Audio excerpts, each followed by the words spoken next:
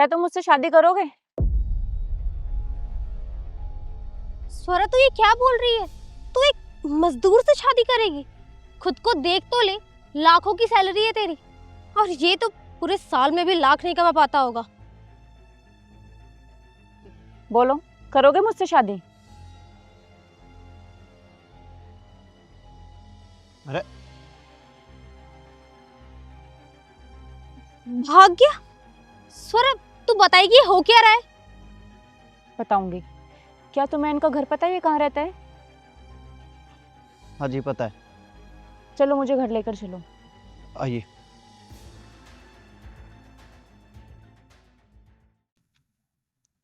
यही वाला घर है मैडम जी। थैंक यू भैया।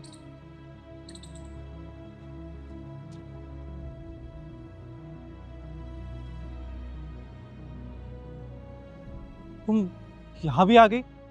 कब तक भागोगे और कहाँ तक भागोगे तुम? तुम यहाँ क्यों आई हो सोरा? तुमसे शादी करने। तुम मुझसे शादी क्यों करोगी? मेरे पास क्या है ऐसा? अपना पेट तो मुश्किल से पाल पाता हूँ मैं। लगता है तुम भूल गए। मैं तो पढ़ाई में जीरो हूँ और तुम तो क्लास में टॉप करती हो, हमारी शादी नहीं हो पाएगी।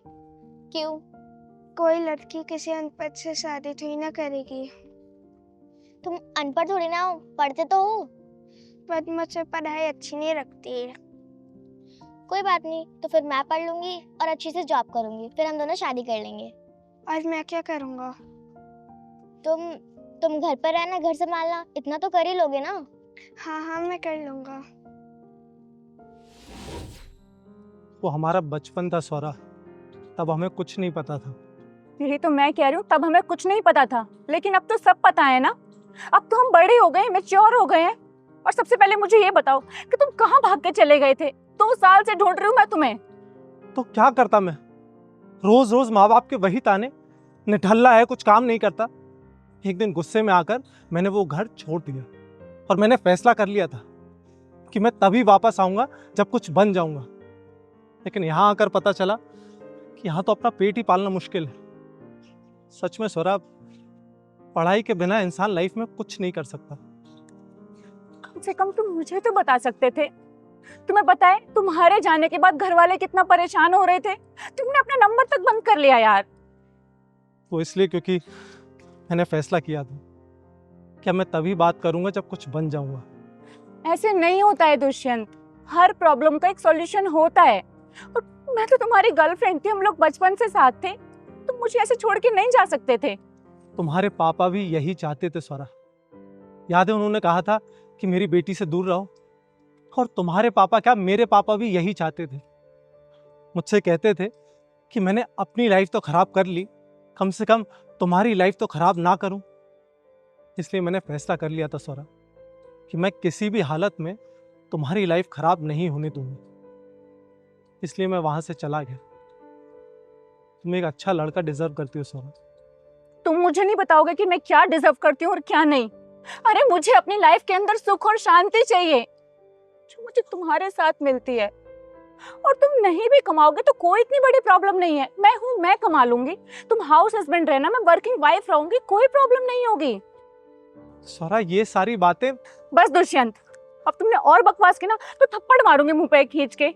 एक तो 2 साल बाद मिले, ऊपर से बकवास किए जा रहे हो। मुझे पता है कि तुम्हारे बिना मैंने 2 साल कैसे निकाले हैं, एक एक दिन कैसे निकाला है। रोज लगता था कि तुम अब आओगे, अब आओगे, अब आओगे, लेकिन रोज मेरी उम्मीद टूटती थी। फिर मैं अगले दिन फिर से तुम्हारा वेट करती, तुम्हें ढूंढती। मुझे माफ कर दो स्वरा। शायद मैंने जाने अनजाने में तुम्हें बहुत हर्ट किया। माफी से काम नहीं चलेगा, तुम्हें मेरे साथ घर चलना होगा। मैं उस घर में वापस नहीं जा सकता स्वरा। घर वाले मुझे वही ताने मारेंगे। दुष्यंत, कोई कुछ नहीं बोलेगा, मैंने सबसे बात कर ली है, ट्रस्ट मी। और सबसे पहले जाते ही हम लोग शादी करेंगे। शादी? सच में स्वरा? हाँ दुष्यंत, और अब मैं तुम्हारा और वेट नहीं कर सकते, दोबारा रिस्क नहीं ले सकते। तुम दोबारा भाग गए तो? क्या सच में इतना प्यार करती हो तुम मुझसे? मैं तुमसे बहुत प्यार करती हूँ दुष्यंत।